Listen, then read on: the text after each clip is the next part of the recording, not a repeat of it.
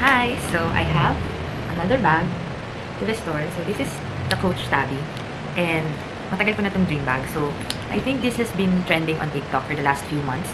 And, nung nakita ko na binibenta siya ng isang TikTok seller who sells pre-loved bags, minayin ko na siya agad. So, I think it's legit kasi based on the quality, compared to my other leather bags, same naman yung quality ng leather niya. So, mapapansin mo naman yun kung fake. And then, chinek ko rin yung creed niya. Tama naman. So, yan. And then, ito yung older version. So, wala yung nakasulat dito na genuine leather ng Coach. At saka yung parang division dito. So, it's still in good condition. Pero, meron siya syempre signs of usage kasi pre-loved siya eh.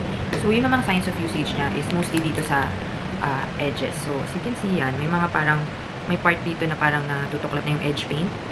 Pero sa leather mismo, walang tuklap or bakbak kasi genuine leather siya. And then, syempre, yung mga brassware niya, itong mga hardware niya is medyo nag-tarnish na ng konti. So, dito rin sa kabilang side. So, I think in-overstuff to ng previous owner, kaya medyo napunit ng ganyan.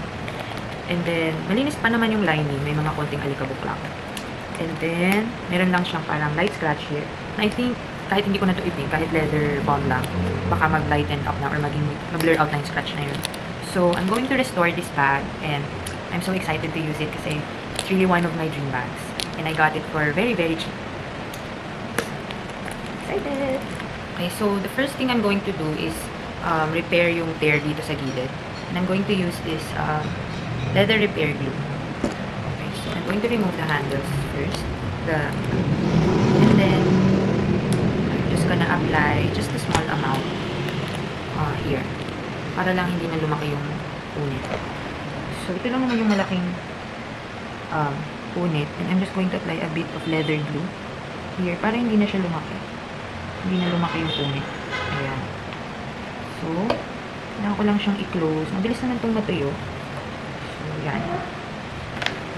So, makikita mo here na nag-connect naman, like a puzzle. Nag-fit naman siya ulit. I just have to wait for it to dry. Ayan. So, while I'm waiting for that to dry, I'm going to clean the brass hardware. So, I need to remove itong mga tarnish dito sa handles. I'm going to use itong Brasso metal polish cleaner. So, pwede rin to sa mga accessories nyo na nangitim na. So, maglalagay lang ako nitong Brasso metal cleaner sa isang glass jar.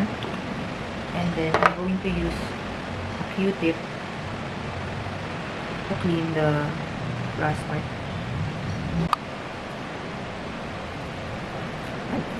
Just log her na lang. Sige, I'll log her na lang.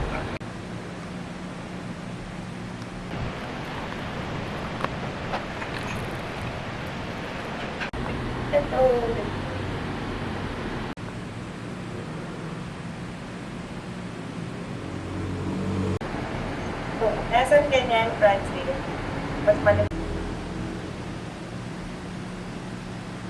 Next naman is tatry kong i-fill out yung mga gaps dito sa edge paint. So, nakita nyo na dikit na siya ng glue, ng leather glue. Hindi pa siya ganun katuyo. So, papatuyuin ko lang yan. And then, gagamitan ko nitong black na edge paint. Leather edge paint. So, gamitan ko ng barbecue stick or anything pa rin toothpick. Ayan, so, remove ko lang yung excess. Kahit na konti lang eh. Wala kasi akong toothpick dito sa bahay. So, I'm just going to apply a bit dito sa edges. Para lang maging mukhang bago siya ulit. Ayan. Ayan. So, ayan. Para lang maging black siya. Okay. Okay. Here. Ayan.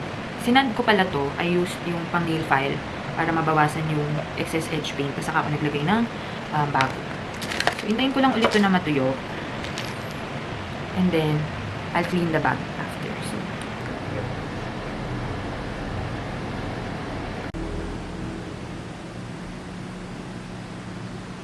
the seller also gave me a chain strap.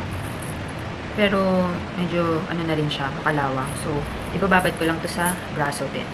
So, I'm just gonna pour some here. Ay, dami. Medyo napadami. And then, bababad ko lang siya. Actually, mas madali kapag ganito yung ginawa ko sa hardware ng bag. Kaso, hindi ko naman siya matatanggal. So, hindi ko masyadong maalis yung mga rust. Ayan ko muna ito nakababad dito for ilang minutes. Habang nililinis ko yung bag. Yan.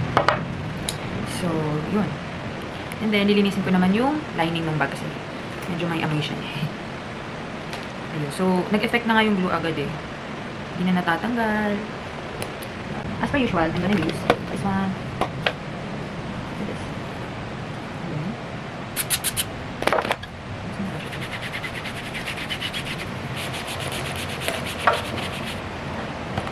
Yung leather mismo, ito gagamitin ko. So, this is a Japanese brand. Pwede siyang panglinis ng leather. Spray ko lang ganyan. Tapos, ilalagay ko lang ito. Very mild naman itong cleaner na to. Hindi naman siya magpupos ng discoloration or anything. Sinisan yung leather pag maalikabok. Magla-light yung color niya. And then, itong scratch na to, hopefully mag-blur siya kapag ginamitan natin ng cleaner.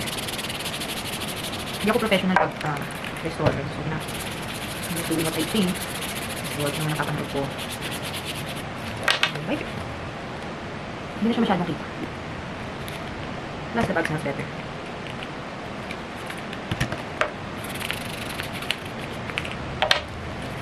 So, maglalagyan ako ng konting leather balm na may black yung color. Para lang ma-darken ulit yung leather niya. So, konti lang. Para lang dito. Sure. Yan. So, nakalagyan mo saan. Ito lang. Kaganyan ko lang siya. Yan. So, mas lalo na nag-blur yung scratch. Hindi ko na siya kailangan i-paint. And then, dito din sa unahan. Konti lang. Hindi mo na kailangan ng daan. Ito yung mga natira na. Next is, ibabuff ko siya gamit yung horsehair brush. Meron akong horsehair brush. Ayan, for black bag na kasi meron natin leather bag. So, para lang maging smooth siya. Brush niya. Ayan, as you can see. Pero hindi siya gold kasi hindi siya brass. Hindi siya kakulay ng hardware sa bag. So, hindi ko na lang siya gagamitin for that bag. Pero cute siya. Siguro, I don't know, we'll see. Parang hindi ko na siya bet gamitin pag hindi ka tear. Or baka pwede ko itong spray paint ng gold. I'm not sure. Ayan, parang rose gold siya.